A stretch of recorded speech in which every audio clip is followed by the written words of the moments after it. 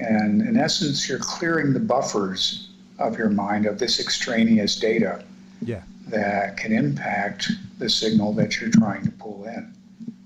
And so, again, the other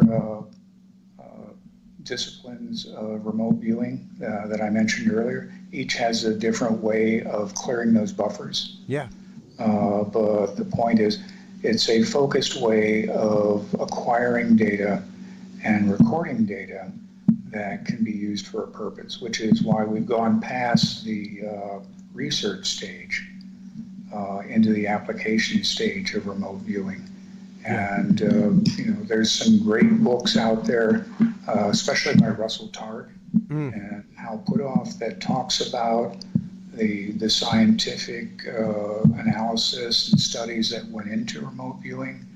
Again, Dean Radin, tremendous source on scientific studies of paranormal in general. Yep. So the remote viewing community as a whole has in essence said, enough, we don't have to prove it's real anymore. The skeptics are going to remain skeptical. Nothing we can do is going to convince them, so we're not going to bother trying anymore, other than doing studies to find out, how do I make it better? How do I make it more accurate? How do I make it broader? How do I get more data back? Ways of trying to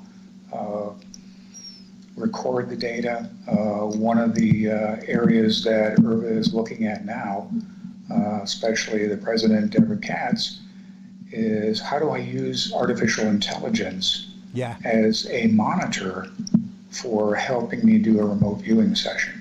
And that was a fascinating presentation that Patty Gallagher and her gave at the cruise, and the idea of training an AI to be a remote viewing monitor. Because honestly, to me anyway, monitoring is one of the most important parts of the process.